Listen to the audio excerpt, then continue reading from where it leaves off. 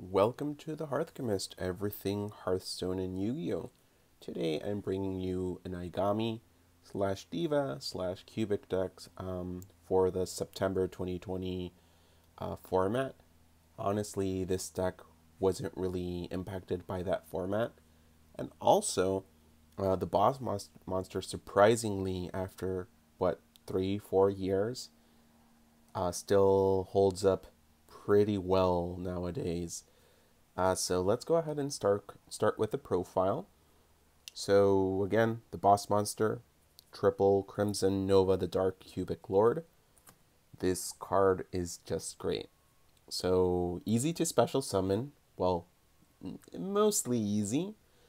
You need three cubic cards in your hand. You reveal them. You can special summon it. That's basically the only way it can be summoned. And it can have 2 attacks per turn.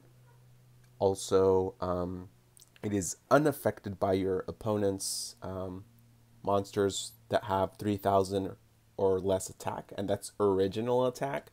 So that means, and if a card's effect is to increase its attack, or if by any other means the monster increases its attack over 3,000, it's really not going to matter if its original attack wasn't 3,000 already.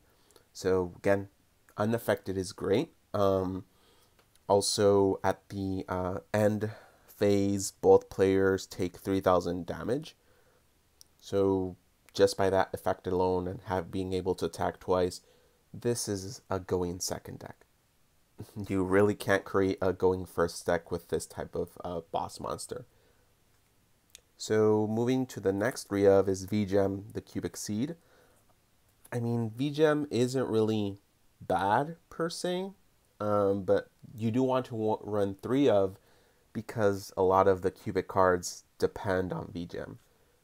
So again, it's basically when its attack can get destroyed, and then it equips to whoever attacks and it negates its effects. Again, that's not bad, but setting monsters nowadays is really not something you want to be doing, because you're just going to be destroyed if your only play is set a monster card and pass, or set a monster card and a spell card, pass. That's really not that great. Another 3 of is triple Dusa, the Meteor Cubic Vessel. So this is your combo starter. It can send any cubic card to from your deck to the graveyard. A lot of the spell cards and a few trap cards, or actually I think all of the trap cards as well, activate in the graveyard or have a graveyard effect, which again, that's simply great. So again, Dusa's definitely triple is a must.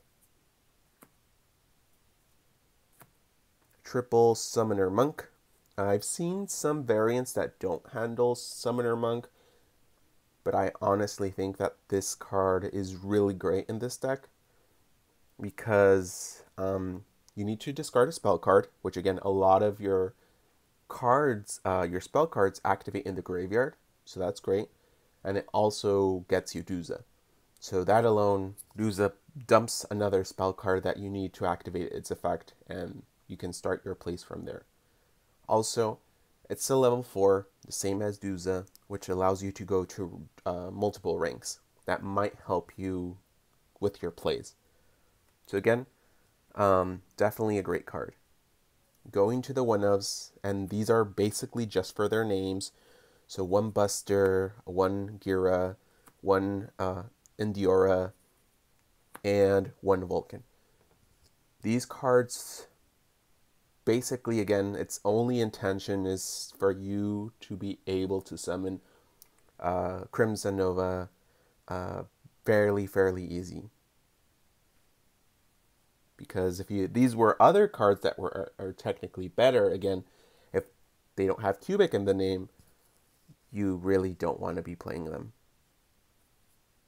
So going to the spell cards, triple Cubic Karma.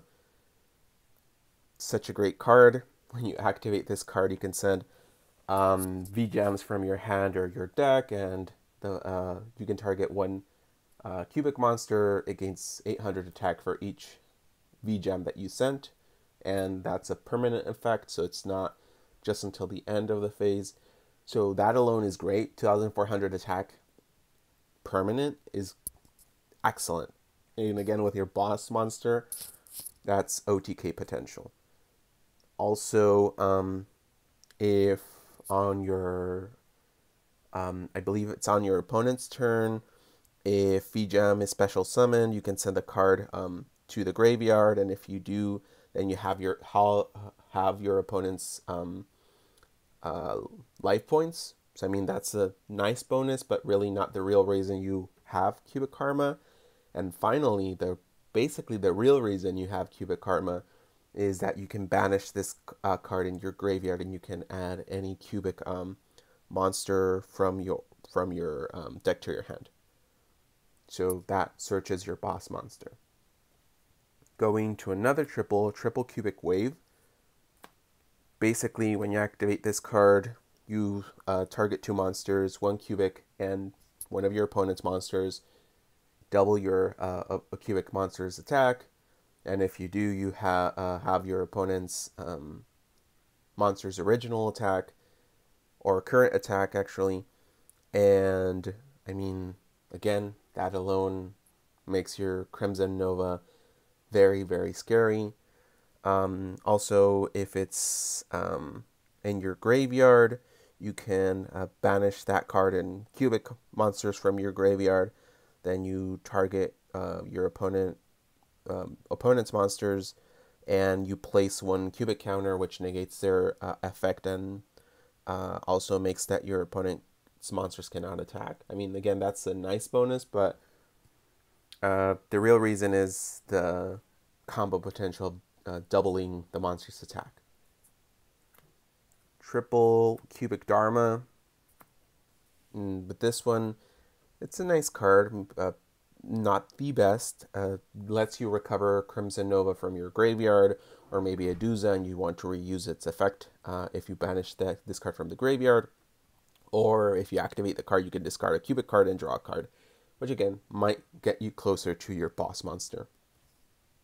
Another triple, going to be triple Pot of Desires. Generally, with just 1 Crimson Lord, you can OTK. So here it's kind of a risk, to be honest, but if you don't OTK as soon as possible, you might as well just lose the game. So having triple, that's good. Going to another triple, Foolish Burial Goods.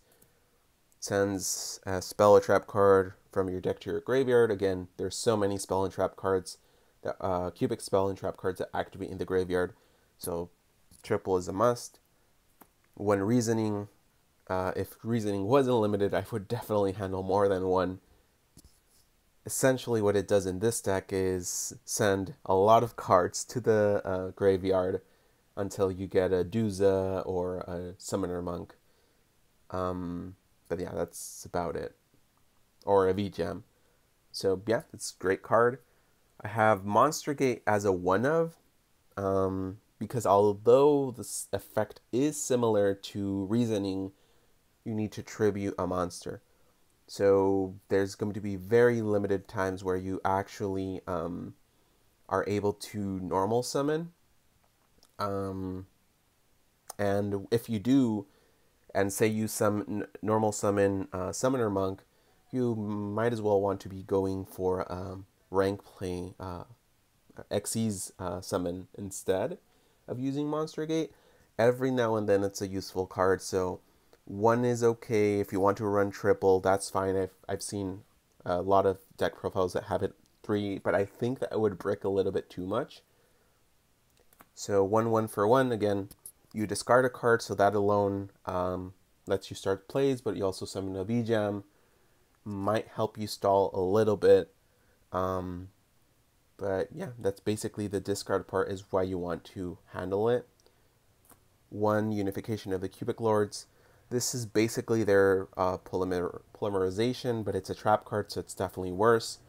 There's only 1 fusion monster, which is really difficult to summon, and you're rarely going to summon it, but it also has Another effect that when it's in the graveyard and one of your cubic monsters is destroyed by battle, you can special summon one level 4 or lower cubic monster, ignoring its effects.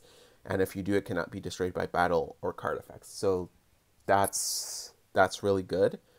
Again, it's not going to happen too often, but still having it as a 3 of, and knowing that your cubic monster might be destroyed, that's a good card to activate or in the graveyard. Double Cubic Ascension lets you basically summon a V-Gem. Also, if you banish it, it lets you summon a V-Gem. If there's a difference of 2,000 attack points, you can actually summon 3 V-Gems, up to 3 from your hand or graveyard. So, again, great card. Not a triple, definitely not a triple. But again, it also has a cubic name, so this is one of the new cards that came out. It's decent. It's good because, again, it has cubic in its name and you want to summon the boss monster as soon as possible, so it's a great card to have. Finally, cubic casualty. For this, cubic causality, not casualty. So yeah, I mean, for this, yeah, it's just, again, another name.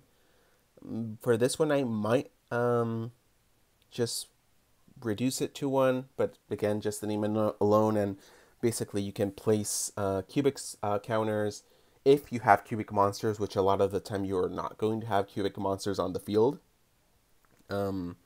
Especially if you're going second, you basically, again, just want it for the namesake itself. So that is the main deck. So going to the extra deck, we're going to have the boss fusion monster, which you're never going to see in this deck. But I mean, you might as well have it since you have the fusion spell. I mean, the fusion trap. The Crimson Nova Trinity, the Dark Cubic Lord. So Trinity, honestly, I think is worse than just the normal Crimson Nova. Because, so this card says that it cannot be targeted or destroyed by your opponent's card effects. While the other one says that it is unaffected by activated card effects from monsters from 3,000 or less attack. So, for example, if there's a card, a monster card that reduces this monster's attack to 0, and it doesn't target, then at that point, you're going to have a 0 attack monster.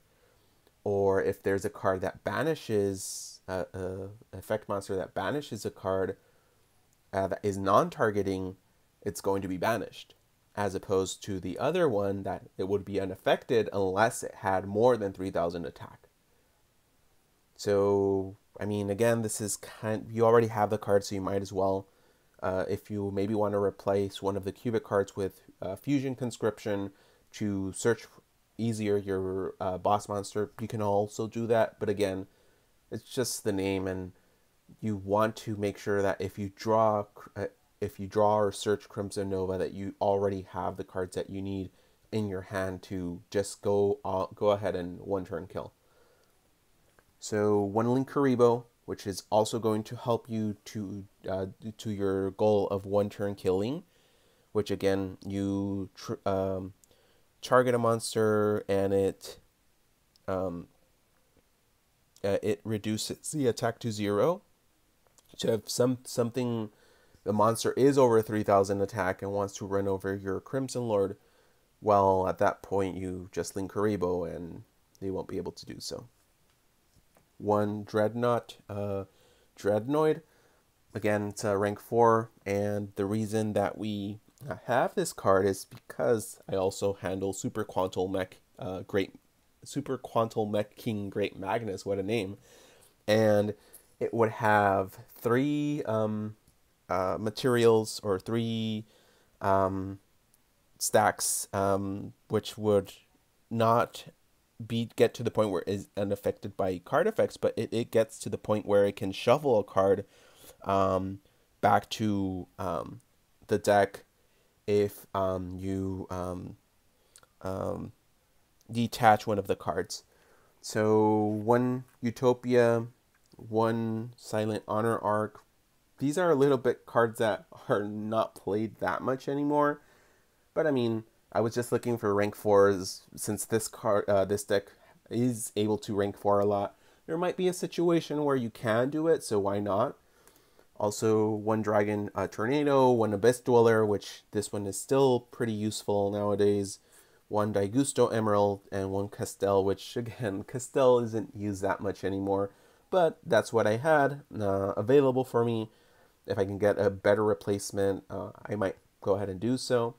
So if you like the deck, don't forget to comment, subscribe. Any feedback is well appreciated. I've been testing this deck. It's been working well. I mean, as well as a cubic deck can do. Whenever you are able to summon Crimson Nova, it's going to be very, very difficult that your opponent outs that card because, again, unless the monster has more than 3,000 attack, they are going to be, the boss monster is going to be unaffected by it, which is, again, I love that effect, and it's handling well so far. So thank you for watching the video, and I hope you have a great day.